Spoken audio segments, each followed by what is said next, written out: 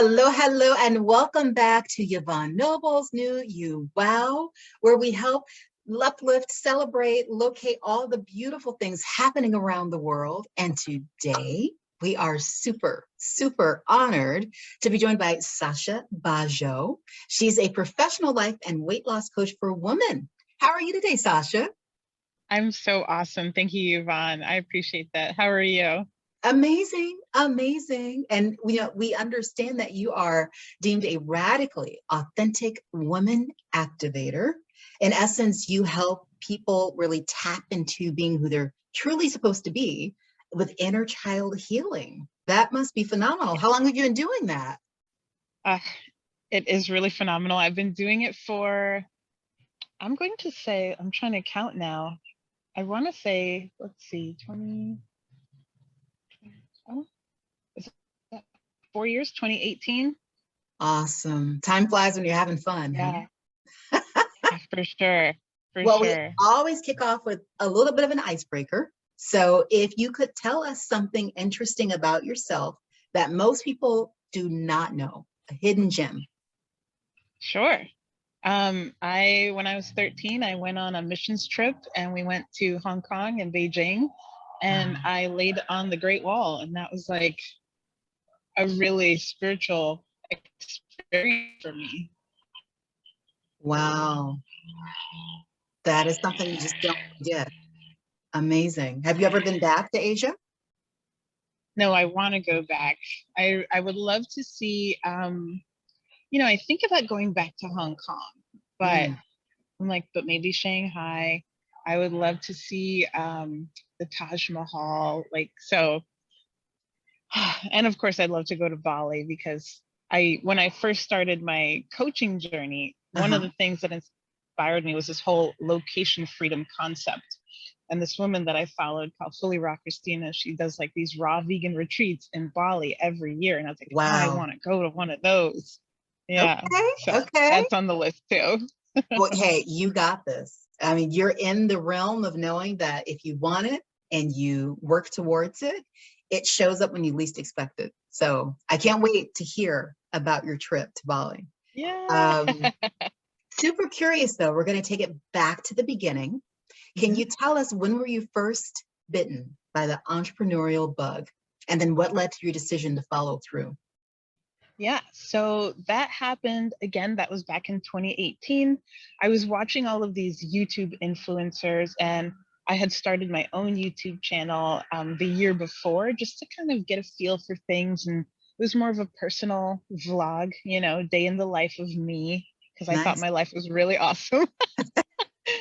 And but then I started to think like, okay, how do I have a greater impact? Like maybe it's not just sharing what I eat in a day or where I go. Like, what about helping people change their lives the way that I've changed my own life? Because I had done a lot of healing work, and I was starting to kind of coach people on the sides, not for money or anything, just um, making friends with people and Nice. helping them however I could.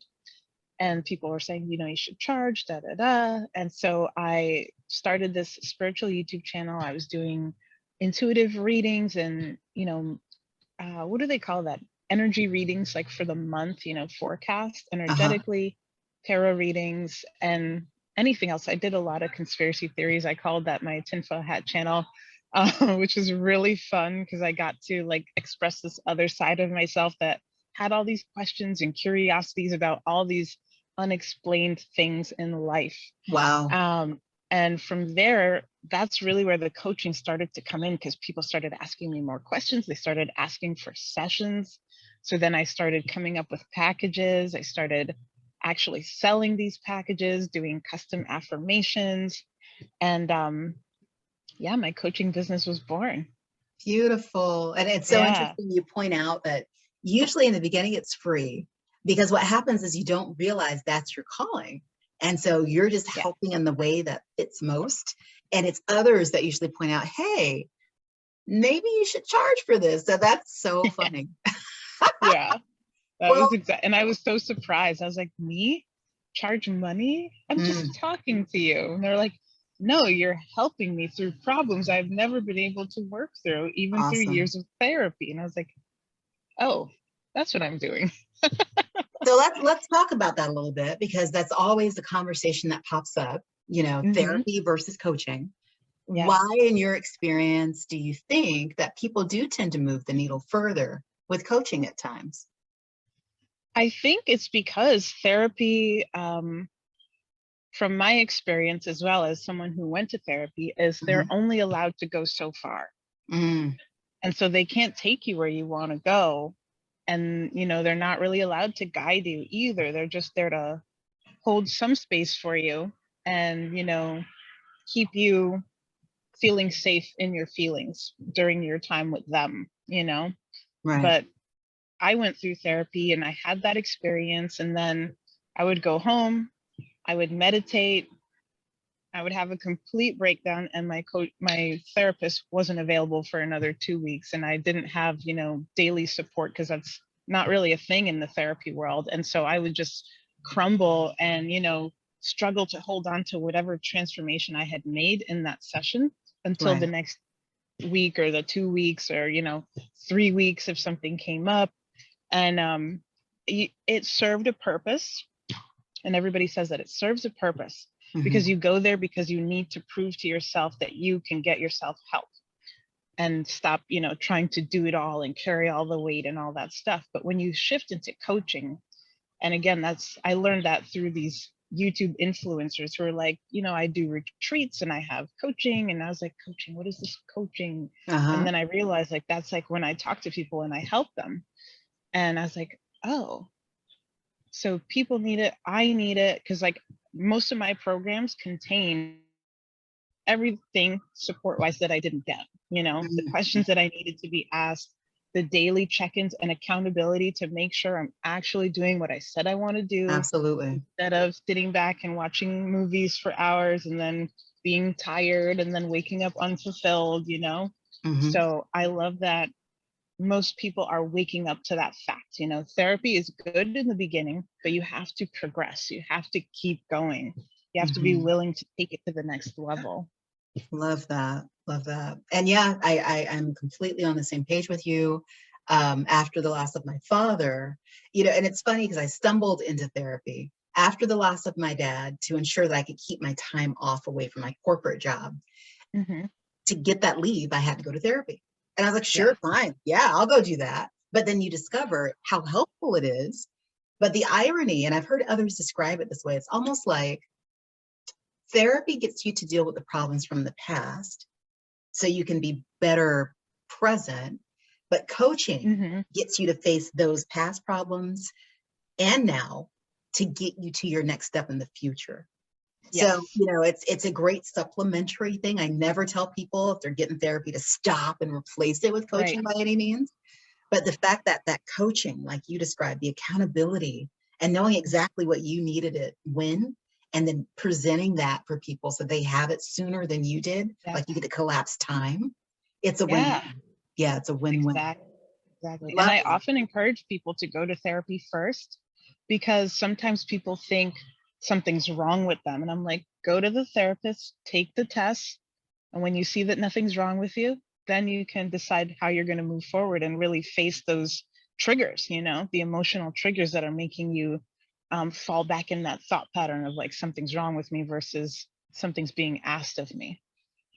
Love that. And lately I've been on this mission to tell people you are not broken, because that's the first Yeah. thing people Yeah. assume. What's wrong with me? It's like, Hmm.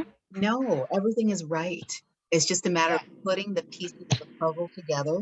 So instead of it all being fragmented or out of sequence, you come into Hmm. alignment. So I love that Yeah. point. Wow. That was good. So, what about when you feel like you're running on E?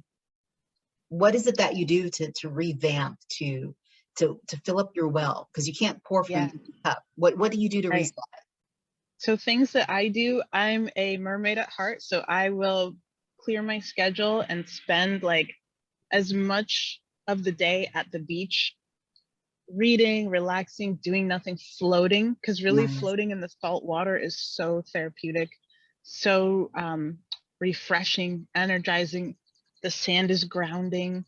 What did I do the other day? I got a coaching session. Like I've got a business coach. I have another mentor. Actually, I have a lot of mentors, and I highly encourage getting many mentors. It's Absolutely. really good to have that variety of perspective. Right. Just learn, and that will help too as well. Just reaching out to your mentors, getting that support, being seen, acknowledged, at wherever point you're at in that moment. Hmm. Other modalities are like, I'll go to a float tank if I can't get to the beach, and that's like a 90-minute sensory deprivation tank. And it's Hmm. like going into a tub in a special room all by yourself, and it's dark, and you just float in this water that's filled with 1,000 pounds of Epsom salts or something, so that it's kind of like being at the beach, but you're in a pod and they play Interesting. music, and it's incredibly soothing for your nervous system. I'm all about nervous system support, resetting, taking care of your central nervous system so that you don't feel stuck in triggers or trauma. Love So it. whenever I feel like I'm on E, I'm like, okay, it's time to reset my nervous system so that I don't feel like, because usually you're not on E, your nervous system is just like, this reminds us of when we were on E. So we should either act like we're on E or do something about it. Right. Right. And I like your reference to water and the therapy there. Um, First, it made me think with the variety of mentor suggestion, it's almost like you're this big, tall, beautiful tree, like the one behind you. Hmm. And it stands tall because its roots reach down and have multiple water sources. So it can be what it needs to be because it's feeding from all those that are either on the same path or have walked that path before.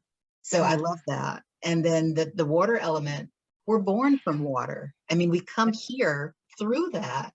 And I Yeah. don't know a single person who says when they go and they stand on that beach edge at the ocean Hmm. and see those waves coming in, it's not an immediate calming effect. Like, Yeah.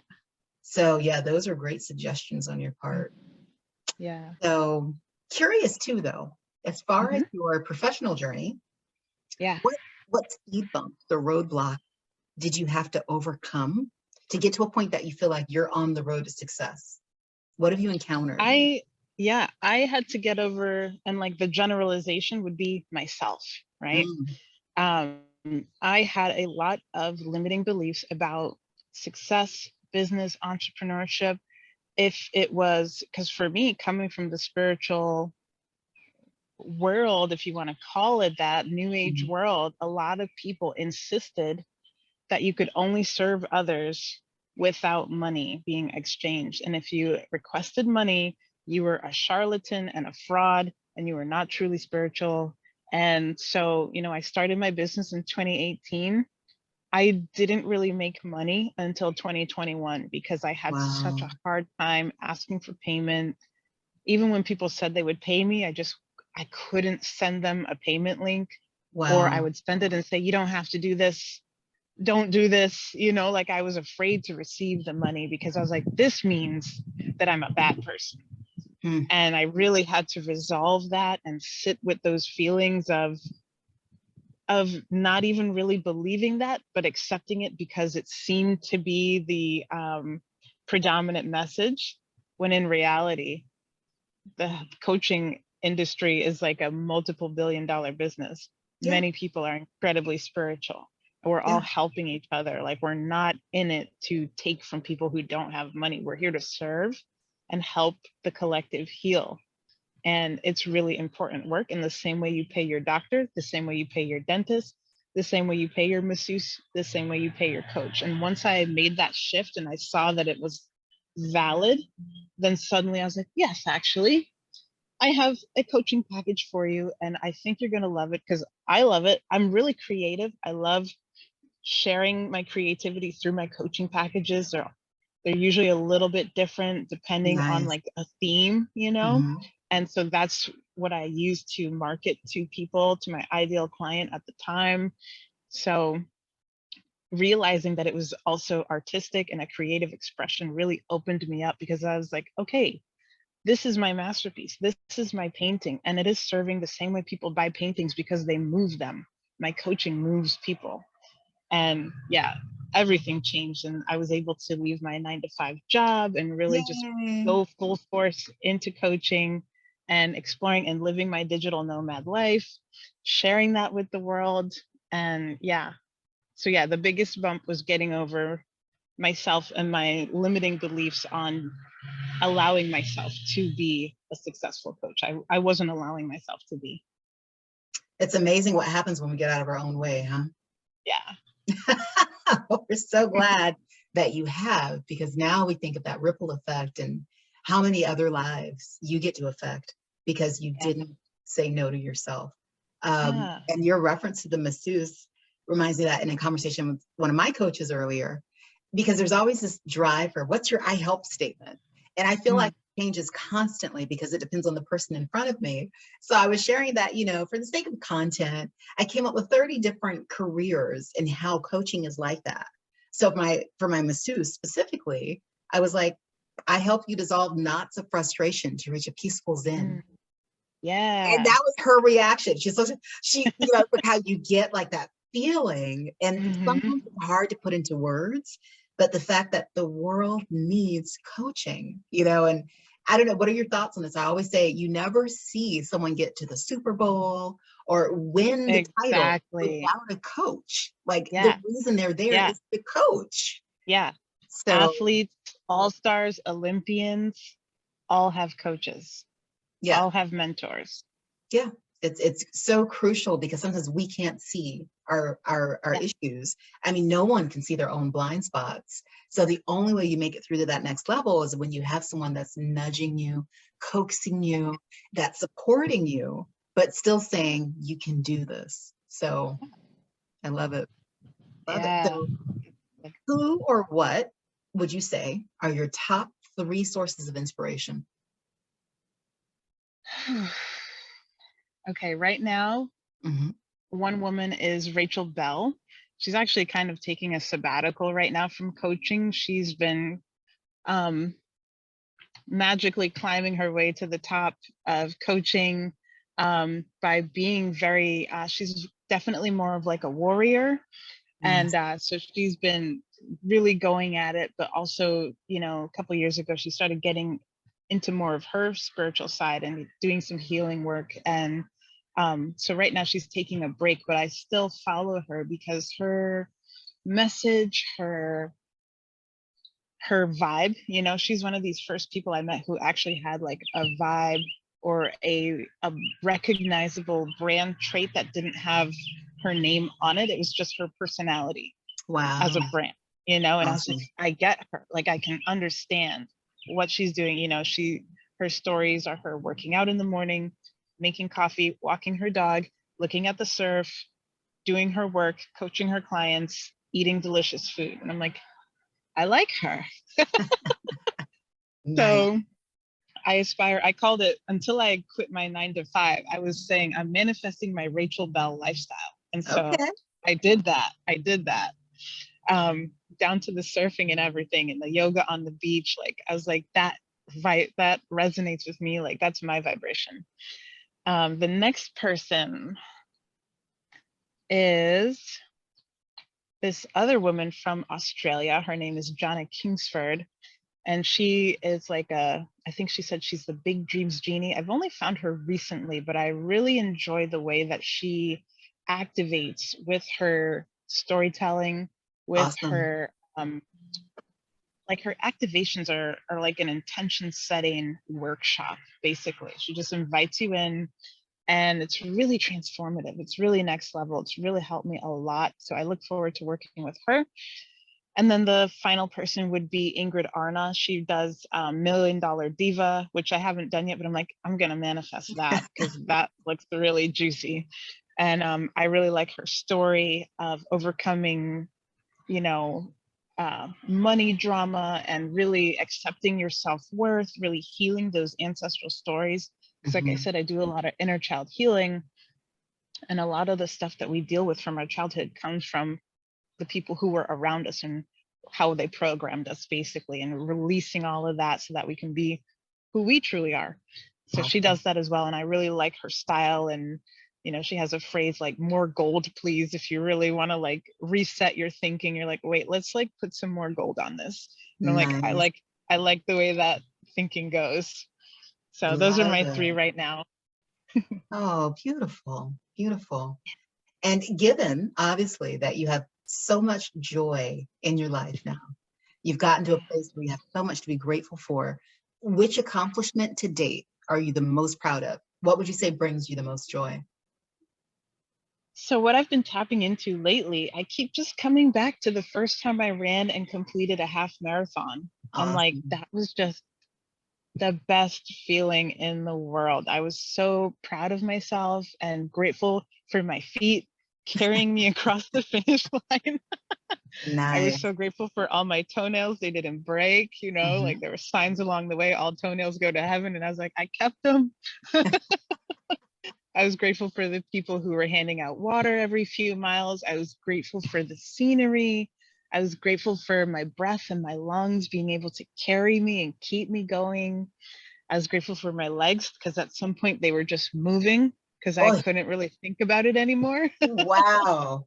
Yeah, it was so yeah, that is like it really I can feel myself crossing the finish line every time I think about it. And like my heart swells. They said my name as I ran across, like my neighbors were there cheering for me. It was like a whole thing. How long ago was Yeah. this? My first half marathon, I think that was 2014, Oh, 2015. wow. Yeah. It's like a Awesome. thing in my town. They do it every year. But the But fact it that was you like, remember it so vividly, it's going to stick yeah, with you for life. That's awesome. yeah, yeah. What was your reason for the run? Was it just others have been doing it? You were curious? Like what got you to So, like enter? I was saying, they started doing it in my town. And, but at the, when they started doing it, I was like very insecure still, very not feeling good in myself and my body, afraid to be seen running in public. And so it was Mm, like this deep yearning, like, you know, it's almost like a primal thing. Like I saw people running and I was like, I need to run with those people. Like those are my right, people. And right. like I was like, that's my tribe over there.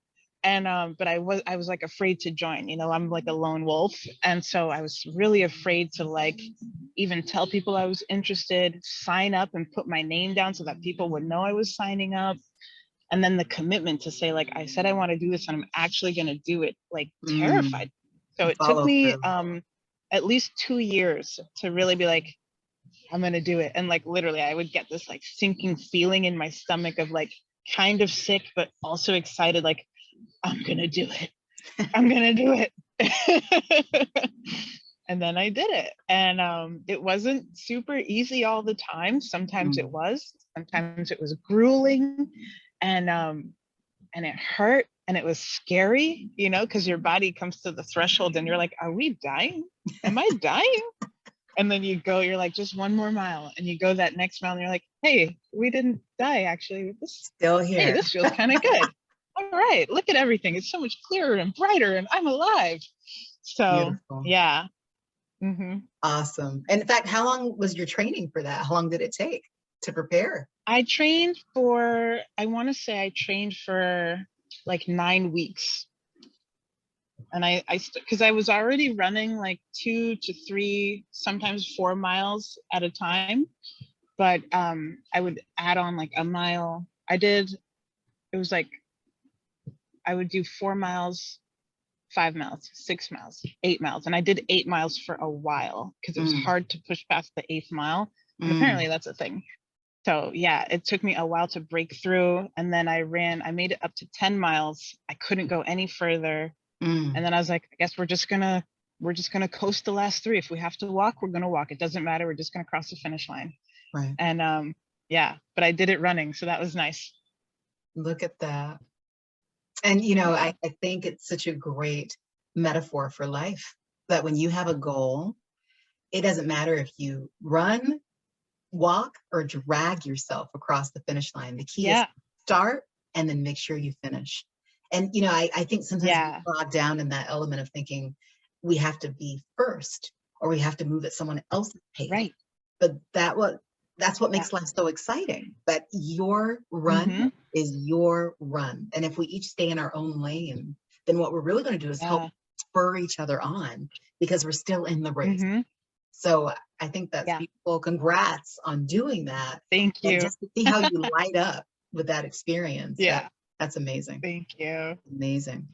So on a slightly different vein, what is your opinion? Do you choose your calling or does your calling choose you, and why? Oh, wow. Hmm.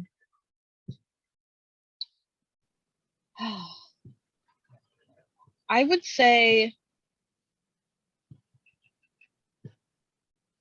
yeah, I felt the calling. So I think it chose me for sure. Nice. Yeah. I just like, I had this, just like the yearning to run, like I had this yearning to help people. My heart would break when I saw them in pain. And I was like, I'm sick of just looking and feeling bad for people. Like, I'm going to do something. I'm going to say something. And usually whatever I said was like what they wanted to hear or needed to hear at that time, So it's what I'm here to do. Fantastic. Fantastic. So speaking of what you do, what are you working on? What new projects of yours should we be on the watch for? Okay, so I'm launching a workshop July 1st. It's called Faith in Love, and it's all about really tuning in to your faith in God and applying that to your relationship so that you can really have a deep, loving, timeless intimacy with your partner, as well as a really sacred sensuality, because these days it's all about hit it and quit it. And that's why a lot of people feel so empty and lonely. Unfortunately. And it just doesn't have to be that way. Even people already in relationships feeling alone, seeking external people to fulfill the needs, and not knowing how to actually be intimate and connect on a spiritual level with their partner. So I'm going to be doing a workshop all about that, what it feels like, how to do it, how to carry that energy and really kind of rise into your kingdom, your queendom, your sovereignty as a partner, and bring that God frequency into your relationship, because it really changes everything. Look at that. And clearly is very much missing on most fronts. So wow. Okay. And then for those that are listening in, as opposed to looking at the write-up later, how can people find you? Where are you online? Okay. Yeah, you can basically just find me on Facebook right now. I had an Instagram, but I deactivated it. Okay. So I'm just focusing on Facebook right now and really getting my message out and really honing the craft. So yeah, awesome. You can find me on Facebook. And what is your handle on Facebook? I think it's just at Sasha Bajjo. And you'll spell that out? Yes, SASHA, B as in boy, AJJO. Fantastic. Well, it has been such a pleasure connecting with you, seeing you bloom, and knowing you're on the rise. Our last question is a bit more hypothetical. Okay. So if you could go back in time and you had just 2 minutes to confront your younger self. Oh, yeah. What would you say? I would say, you're good enough. You know what you're doing. Trust your intuition. Reach for your dreams. You're going to be famous. That is fabulous. And the real intent of that question is a parting gift. We want you 20 years from now to still be saying that to yourself. Yeah. Unless you've already made it and you're famous at that point. You can just be like, I told you so. I love that. We thank you so much for sharing your love, your light. We wish you nothing but limitless success. And to all our listeners today, make sure you go and check out Sasha Bajjo, get more information about her workshop and upcoming events so you can be the best version of you. Thank you, Sasha. Thank you, Yvonne. Talk to you soon. This was awesome. So good having you. Thank you. Thanks so much for watching. Be sure to share this video and like, comment, and subscribe. You can find us on Instagram, Facebook, and Twitter at NewYouWow. Until next time, stand tall in your power and remember, your belief in yourself is your superpower.